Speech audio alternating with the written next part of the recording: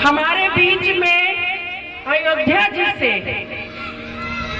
संत शिरोमणि श्री निर्मल शास्त्री जी बैठे हैं और मैं सौभाग्यशाली हूँ कि मुझे सौभाग्य प्राप्त हो रहा है आप लोगों के बीच में आकर अपनी बात रखने का। मेरे छोटे भाई शिवधर दुबे जी शास्त्री हैं, भाई आनंद जी जो व्यास गद्दी पे बैठे हैं और जिला के संयोजक पूर्वांचल समाज के जो समाज के संयोजक है, जो समाज को संजो के रखते हैं। समाज का संयोजक वो होता है जो पूरे समाज को संजो के रखता है, इसीलिए उसको संयोजक कहा जाता है।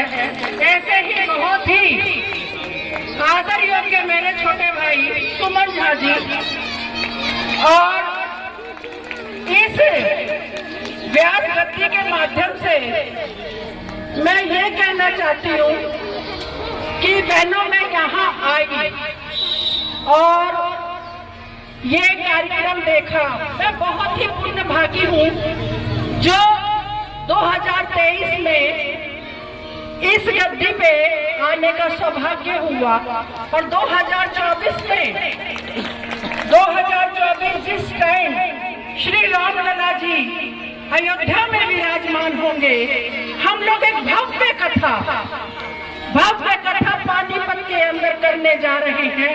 बहुत ही बड़े आयोजन और यहाँ आपके लिए विशेष करके गाड़ी आएगी आप लोगों को लिवा जाने के लिए।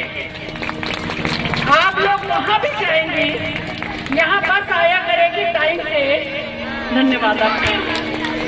यहाँ बस आएगी आपको टाइम से ले जाने के लिए, लेकिन जो यहाँ छोड़ के जाइएगा वो है आपकी टेंशन कि पीछे आके रोटी बनानी है, बच्चों को खिलाना है, क्योंकि रोटी की टेंशन भी हमने ले ली आपकी। रोटी भी आपको नहीं बनानी, केवल आपको आकर कथा सुनना है, भगवान श्री राम की कथा, वो भी 11 दिनों तक। और 11 दिनों की आपकी रोटी मैं बनाया करूंगी। आपकी रोटी की व्यवस्था हमारी तरफ से, रोटी की टेंशन आप ना लिए, केवल आप अपने परिवार को लेके आइए। आपके पति देव नहीं आते, उनको बोलिएगा जब रात को ड्यूटी से छूटो वहीं आ जाओ, कम से कम कुछ नहीं, प्रसाद के तो भागी बनो। पुण्य के भागी तो मियाँ बीवी दोनों होते हैं, तो प्रसाद के भागी वो बनेंगे तो पुण्य का श्रेष्ठ उनको भी प्राप्त होगा। और एक अनुरोध करूंगी बहनों, ये जो व्यास पूजा है ना, व्यास गद्दी, ये केवल सौभाग्यशाली जीवों को ही प्राप्त होती है और आप सब यहाँ जो भी बैठे हैं सब सौभाग्यशाली हैं। लेकिन एक अनुरोध आपसे हाथ जोड़कर मेरा है, मैं जब यहाँ पहुंची तो कुछ माताएं बहनें जूता चप्पल पहन के कथा सुन रही हैं। उनसे अनुरोध है कि जूते उतार के कथा सुनिए। ये आपको छोटी कथा सुनने का सौभाग्य नहीं मिल रहा, बहुत जिसके पुण्य कर्म जागते हैं वो कथा में बैठता है। और जूते आपके चोरी हो जाएंगे तो आपका कोई नुकसान नहीं है, आपका ग्रह ले जाएगा। अरे चोरी करने वाला क्या ले जाएगा, चप्पल ही तो ले जाएगा। 100-150 की चीज कोई नहीं, दोबारा आ जाएगी। अपने पुण्य नष्ट ना करें। दूसरा, आप अपने घर में भी बुहारी लगाते हैं ना, कौन सी बहन ऐसी है जो अपने घर में बुहारी नहीं लगाती? सभी लगाती है ना। तो इस पंडाल के इर्द गिर्द देखिए जो गंदगी है ना, ये भी भगवान आपके लिए कह रही है कि नए साल पे 1 तारीख को, नए साल पे कम से कम यहाँ बुहार के बैठे। कौन कौन मेरी बात से सहमत है, पहले हाथ उठा दीजिए। सभी ना, सभी।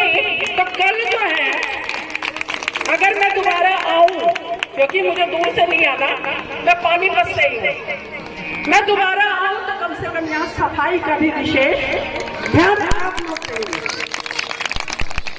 गलत तो नहीं बोला मैंने, क्योंकि बाके बिहारी ये देखते हैं ये माता तन से बैठी है कि मन से बैठी है, और केवल एक कोई माता है जो किसी की निगाह ऐसी होगी कि जूते चप्पल पे ही बैठी होगी ध्यान में कि कहीं मेरा जूता ही ना को उठा ले जाए। किसी का ध्यान अपने बच्चे में होगा कि मेरा बच्चा कहाँ गया। अरे आप सब कुछ छोड़ के आई हैं तो छोड़ के बैठो। ये जीव 84 लाख योनियों के बाद जो है ये जीवन मिलता है आपको। ये जो सत्कर्म है ना, केवल उजागर तब होता है जब आपने अच्छे कर्म किए हों, और उसमें भी श्रीमद् भागवत कथा उसी को मिलती है, और वो भी ऐसे आचार्य के मुख से। इनकी कथाएं सुनने के लिए तो बाहर से लोग हमसे मिलने के लिए इनसे बहुत ही समय लेना पड़ता है। ऐसे आचार्य आपको कथा सुना रहे हैं, लेकिन जो बात ये आपको नहीं कह पाते वो मैं कह रही हूँ। जैसे आप अपने घर की सफाई करती हैं, आपके मंदिर की सफाई करती हैं, 9 दिनों के लिए ये आपका मंदिर है। यहाँ आके सब कुछ बुला के साफ सफाई करके और फिर आप बैठ के देखिए, आपको संतुष्टि की प्राप्ति होगी। मैंने ज्यादा कुछ कह दिया, समय नहीं है, आप लोग कथा सुनने आए हैं, इसीलिए मैं अपनी वाणी को विराम देती हूँ। मुझसे कुछ शब्दों में अगर गलत हो गया हो, कोई बात आपको चुभी हो तो बुरा मत मानना, क्योंकि मैं तो ऐसे कहती रहूंगी। मैं ये बात बार बार कहती रहूंगी, क्योंकि अपनों को कहने में बुराई नहीं है।